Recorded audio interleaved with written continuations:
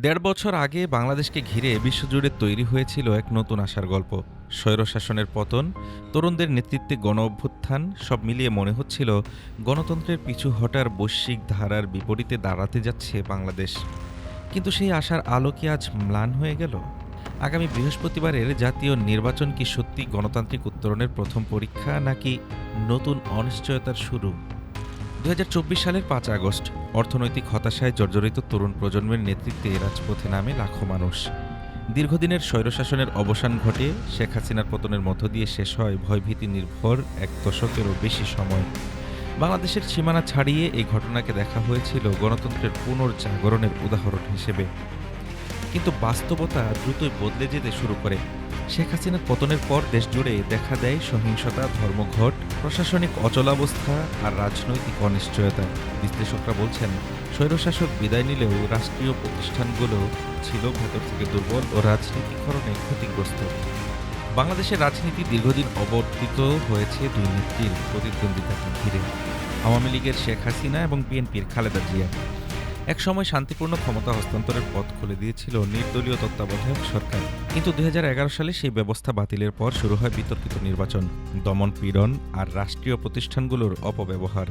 এবার ভোট দিচ্ছেন একটি নতুন প্রজন্ম। মোট ভোটারের ৪৩% বয়স ১৮ থেকে ৩৭ বছরের মধ্যে। জরিপ বলছে তরুণেরা পুরনো রাজনৈতিক দ্বন্দ্ব নয়, বরং চায় আইন শৃঙ্খলা, চাকরি, শিক্ষা, স্বাস্থ্যসেবা আর নিরপেক্ষ শাসন। গণ-অভ্যুত্থানের পর অন্তর্বর্তী সরকারের প্রধান হিসেবে দায়িত্ব নেন নোবেলজয়ী অধ্যাপক মোহাম্মদ ইউনূস। কিন্তু গভীরভাবে বিভক্ত একটি রাষ্ট্রে শৃঙ্খলা ফিরিয়ে আনা সহজ হয়নি। সুস্পষ্ট ম্যান্ডেটের অভাব, রাজনৈতিক ঐকমত্যের ঘাটতি আর দুর্বল আইন শৃঙ্খলা বাহিনী, সব মিলিয়ে তার প্রশাসন চাপে পড়ে। এমন পরিস্থিতিতেই অনুষ্ঠিত হতে যাচ্ছে জাতীয় নির্বাচন। আওয়ামী লীগের নিষেধাজ্ঞা, ভোট কেনার অভিযোগ আর সহিংসতার কারণে ভোটের বিশ্বাসযোগ্যতা নিয়েই প্রশ্ন উঠছে। নির্বাচনে এখনো পর্যন্ত এগিয়ে আছে বিএনপি। দলের নেতৃত্বে এখন তারেক রহমান। তবে দীর্ঘদিন পর প্রতিযোগিতামূলক নির্বাচন হওয়ায় ফলাফল অনুমান করা কঠিন। আরেকটি গুরুত্বপূর্ণ অনিশ্চয়তা ইসলামপন্থী শক্তির উত্থান। প্রথমবার ভোট দেওয়া তরুণদের ৩৭% জামায়াতে ইসলামের প্রার্থীদের সমর্থন করতে পারেন। অন্যদিকে আঞ্চলিক রাজনীতিতেও চাপ বাড়ছে। শেখ হাসিনার ভারতে আশ্রয় নেওয়া নিয়ে ক্ষুব্ধ বাংলাদেশ। অন্যদিকে সংখ্যালঘু নির্যাতনের অভিযোগ তুলেছে ভারত। এর প্রভাব পড়ছে ভিসা, বাণিজ্য আর কূটনৈতিক সম্পর্কে। গণতন্ত্র পুনর্গঠনের উদ্যোগ হিসেবে সুপ্রিম কোর্ট তত্ত্বাবধায়ক সরকার ব্যবস্থা ফেরানোর রায় দিয়েছে।